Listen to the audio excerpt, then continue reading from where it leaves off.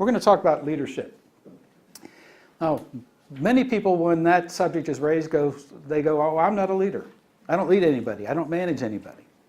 That's irrelevant, because the fundamentals of leadership are something you should be interested in, even if you're an individual contributor.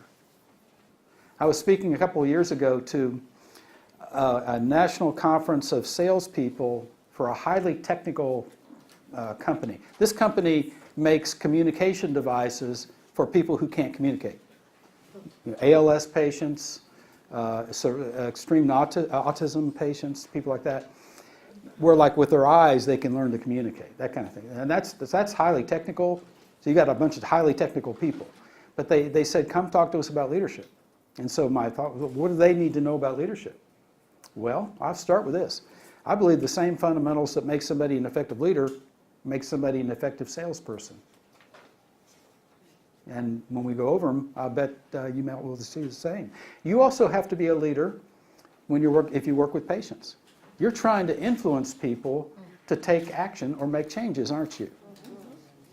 Why should they listen to you? Well, eventually they're going to listen to you and take your word as something they should do because you win their credibility with them. Okay, so I suggest this is something that we all should do. And let me add one more. The best companies, that the best cultures, have a culture of leadership. They don't think of leadership as something a few bosses do.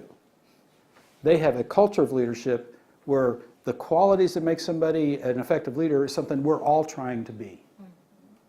And if you want to be working at a company that is an enjoyable company, exciting company, one that is achieving great things, this is the road that'll get you there. When more and more of you individually step up and say, whether I boss anybody around or not, whether I have a title that says I can or not, I'm going to seek to be a leader and contribute the best I can here. That's why we're going to talk about it. So, who is a leader? Well, the definition I've used for my whole career is this. You are a leader if you know where you're going and are able to persuade others to go along with you. Now, I believe that is the irreducible definition of leadership. Now, in other words, leadership is more than that. Because if you think about it, there's an awful lot of good people who fit that category. There's some bad people who fit that category. Osama bin Laden would fit this category, wouldn't he? Yeah, so would a lot of nefarious characters from history. They knew where they wanted to go. They were able to get a lot of people to go with them, but it was a really bad place. So I'm saying this is the irreducible definition. Now, I'm absolutely sold out to believe in principled, values-based leadership that is good for people, that is not manipulative, that is trying to accomplish something worthwhile and right, and treating people right. One of my key personal values is I believe in treating people like grown-ups. I can't stand manipulation. I can't stand games playing. I can't stand being talked to like I'm a child. I'm not going to talk to others as a child. Grown-ups, well, that's what I want to do. So I'm going to treat you like grown-ups. But see, that's part of as you fill in, this is the skeleton of leadership. There's much more you add to it. But you can't go below this. Number one, if you don't know where you're going, the best you can do is have a party. If you're not going anywhere in particular. Or a riot, I guess. However, if you know you can have clear-cut goals, if you can't get anybody to go with you, then you're going alone. So this is bedrock. You have to have at least these two. Now, if you pull out that sheet, you'll see a thing called Impact on Business, one of the other ones in your folder.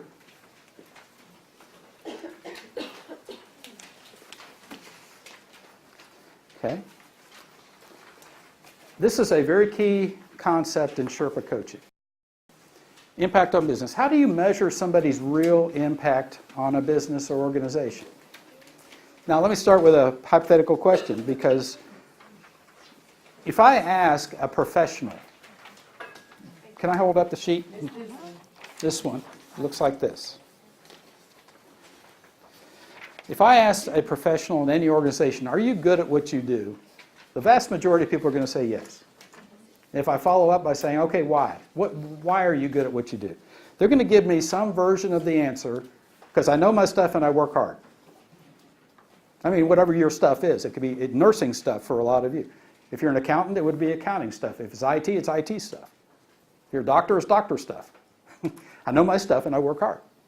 Okay? So in any field, there is a necessary competencies, professional competencies, what I call it, knowledge and skills. Now, plus effort. I'm assuming the effort or people won't last long in the modern business world. So what we're really talking about is knowledge and skills. And you could fill in the blank of what yours are, but these are some generic ones. Subject expertise, skill. People say, I'm a subject matter expert. Education, processes, cost. All those things are over there. So if you're a nurse, it would be the necessary knowledge and skills to be a nurse. However, here's the problem. That is 1/2 of your real impact on your business. Because it doesn't take in behaviors.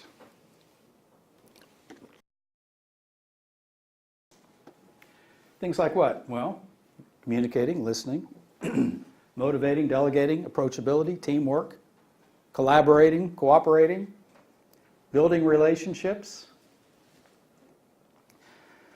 Now, most people in the business world rise to some level of success because of what's over here. They plateau, hit a ceiling, sometimes decline because of what's over here.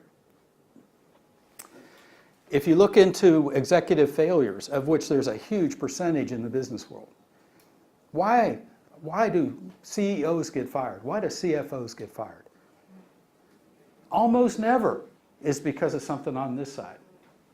It's because they can't get along with their board, because they can't get along with their peers. It's because they're a jerk, to be frankly. It could be they can't communicate. They can't get anybody to follow them. They can't stimulate or motivate people. It's on the behavior side almost all the time. So if you want to have the maximum positive impact that you can have on THN, how much more of this can you have? Now, I realize there's a thing called continuing education, but in whatever strengths you have that you learn on this side, but how many more have you got that you don't know about? Your greatest room for improvement almost always is going to be on the behavior side. That's why this is really an important subject. So if you see the other box next to it on your sheet, one of the most stimulating and high-level business books I've read in the last couple of years is called One Mission. A fellow named Chris Fussell, who was an aide to General Stanley McChrystal in the Middle East, when they had to go over there and really totally retool how our forces were working in the Middle East to combat the terrorists.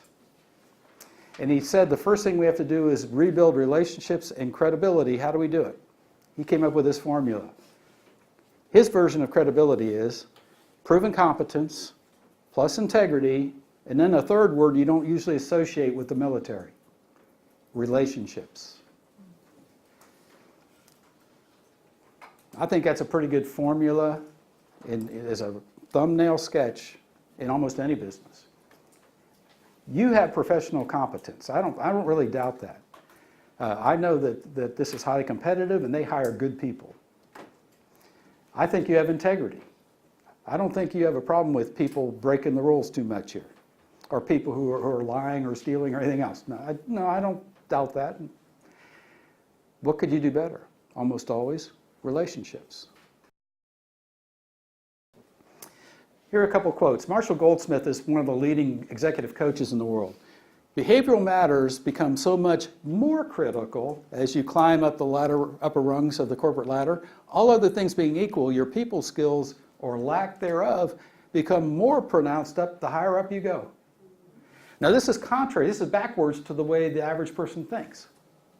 They think that, if you're climbing up the corporate world and you're becoming, director, C-level person, and maybe all the way to the top, that there's more and more professional expertise as you go. And that people, what do people matter? No, what Goldsmith is saying is right. The higher up you go, the more it's about relationships with people. Now think about it. You had the chief financial officer of a giant corporation. How much accounting do you think that woman does? How often does the CFO of a company do the books? No, never. They oversee people who do the books. What do? Manage through relationships that overall work. I don't know your world as well as you, but I would bet that the chief nursing officer at Cone Health doesn't do a lot of nursing.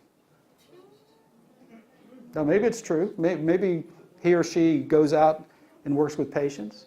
I'll bet you the chief medical officer doesn't see that many patients in a clinic. Now, some of them still like to do it because they want to keep in the work. But you see the principle. This is true in any industry. As you rise, it's more about relationships and less about you producing the work. It's more about, you have to change your definition of success the higher up you go. You see, people rise to a level of leadership because they're great performers. Now, the problem is, though, when they assume a leadership role, success is not how much you do anymore. It's how much gets done because of what you do. You have to adjust mentally to a new definition of success, or the person who's promoted will keep trying to be the best doer in the department. And that's a recipe for disaster. Does anybody know who Daniel Goleman is? He's the fellow who coined the term emotional intelligence. He says when it comes to leaders, effectiveness in relationships makes or breaks. Solo stars are often promoted to leadership positions and then flounder for lack of people skills. It's such a common story, it's almost predictable. And it happens in all kinds of businesses, all kinds of industries. So this is something you can't ignore. Yeah, the madness that some people get, which is, I'm so good at what I do, I'm an expert at what I do, therefore it doesn't matter if anybody likes me. Yeah, it does. Yeah, it does. Okay, so you put this together in a formula. Simply, it's your knowledge and skills plus your behaviors equals your real impact on business. You know, behaviors can be enhancing the value you bring or diminishing the value you bring. And if I were just to modify that slightly, I call this your leadership effect. Same formula. Yes, your knowledge and skills are important, but all they do is qualify you to try to earn your leadership effect. It's going to be your behaviors that really make it or break it.